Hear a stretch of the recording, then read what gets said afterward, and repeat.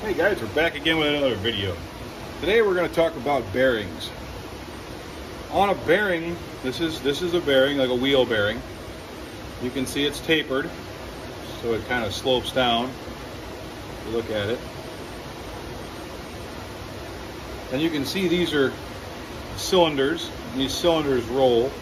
Here's the outside race and the inside race. Actually, this is a holder. There's a cover that goes on the outside here where it goes into an axle. But it makes it so that when it's plugged in here, it'll still rotate on the inside. This guy here is pretty beat up and kind of gross.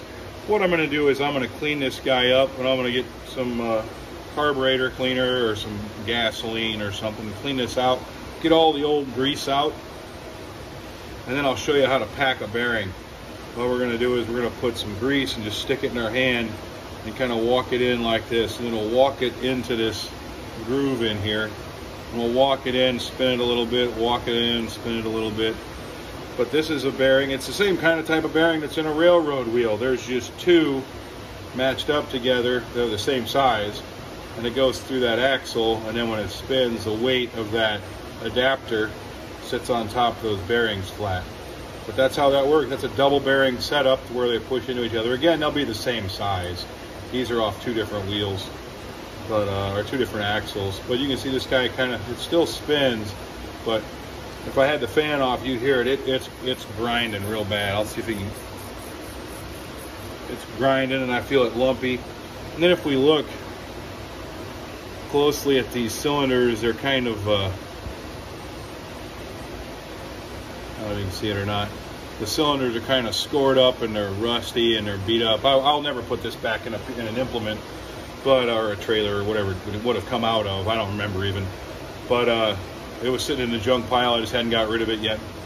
But if I do clean these guys up with a parts washer or some gasoline and a brush, old toothbrush or something, get it kind of cleaned up. This out here runs pretty smooth. And it's not loose, so I might clean it up, take it out there in case I need it, keep it for a spare. But anyway, that's what a bearing looks like. I know we talk about tapered roller bearings. You can tell it's tapered in. The guys who make these are the same ones who make railroad bearings. Brinco and Timken, they make all sizes of different bearings. And that's what this guy is. But when we look at this, we're going to look and make sure there's no pitting or rusting or anything on those cylinders, or I'll never put this back in. Like this one here, I wouldn't put in. Anyway, that's a little quick lesson on bearings. Alright, this is going to be a video on packing bearings.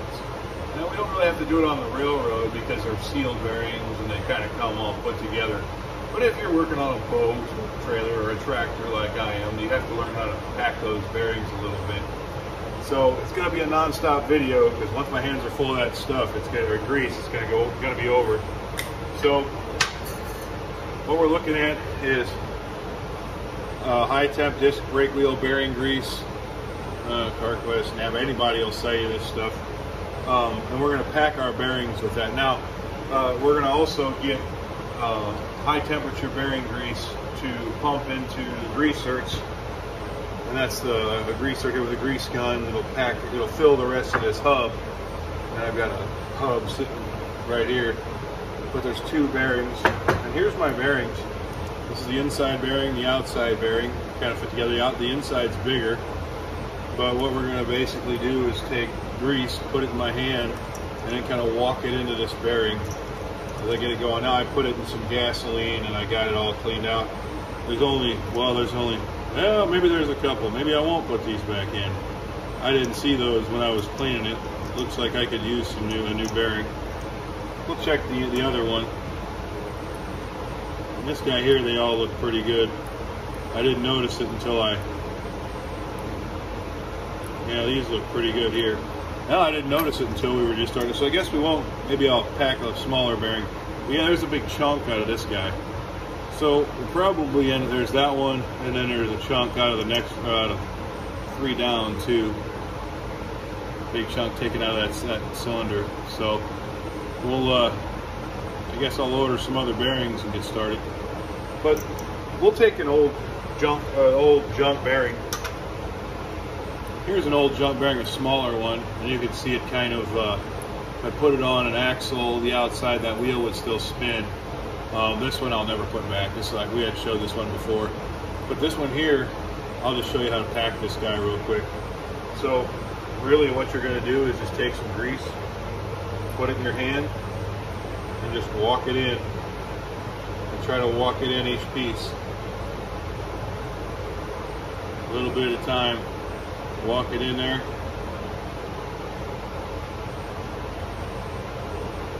And then once the whole back is kind of full, you clean it out. And then do the other side, do the front side. Usually it goes in from the back, but since this guy is kind of wallered out, it'll be a little bit better to try to get both sides. And then on here, if I can get it back on my fingers,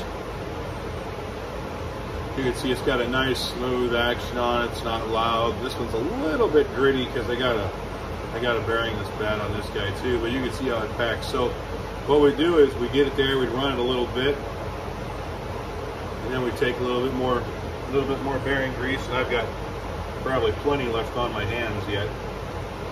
Then I just start kind of walking it in and push it in.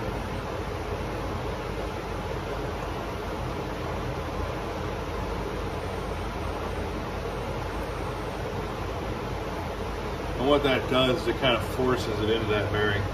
And that bearing should come in and out just a little bit. That inside race ought to go in and out a little bit and get it going. And I can feel now it's slowed down the bearings, but they won't build up the friction with that grease inside of there. So this guy here is packed and ready to go if we're going to put it back in. This would be something out of a, I don't know, boat trailer with a small tire or something like that, or a farm implement. I'm sure this came out of a farm implement, but yeah. So that's it. Just take that grease and push it into the holes. Now be careful on this outside keeper. It can get pretty sharp, just so you know. So you want to kind of pack it like that and not slide it along. But yeah, so this guy is kind of packed. What I would do with it then is I would take this and put it inside of a plastic bag, and then once it's in that plastic bag, you're ready to put back in. This guy here will just go into scrap it. But now I got to get the grease off.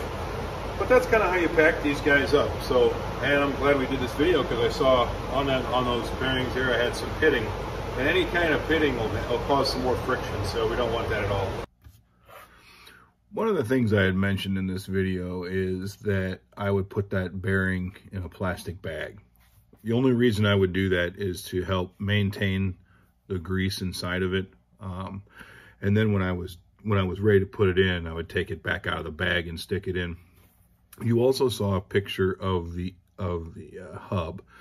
That hub, one of your bearings goes in one side, one goes in the other, and then there's keepers on either side. The one on the inside of the hub has a keeper and then a seal and a grease ring, basically a seal. And then that whole hub with both bearings in it just fits right over the end of a shaft. So it'd go over that shaft. You'd have your seal on this side, a bearing, open space for grease, the other bearing facing in, and then a castellated nut. So a nut, it looks like the top of a castle. And you'd spin it on there. Now you have to get that nut pressed in at a certain torque. So if it's pressed on at a certain torque, that way there's not too much pressure on the bearings, but there's enough pressure on the bearings that they don't wobble. And you can check your torque specs on any of a manual for that, for whatever you're working on, and that stuff's all online. Look up the item you're putting in, or you can check out the bearings and they tell you how much torque to put on them. Timken or Brinco both have information on their websites about how to pack, or how, not how to pack, but how to make sure those bearings are seated. And I think that's, so after I get done, I take the bearing out of the plastic bag, stick it in there, put the castellated nut on there. That castellated nut, the reason why it's castellated is after you get it torqued down, there'll be a hole drilled through the shaft. And with that castle on the end of that nut, you can slide a cotter key through, and I'll show a video of that too. You slide a cotter key through it. That way it keeps the castellated nut from backing off. It's just a nut with channels cut in the top.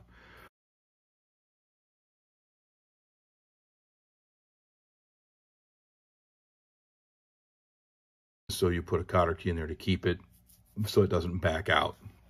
And you'll lose pressure on your bearings. So that's all for bearings.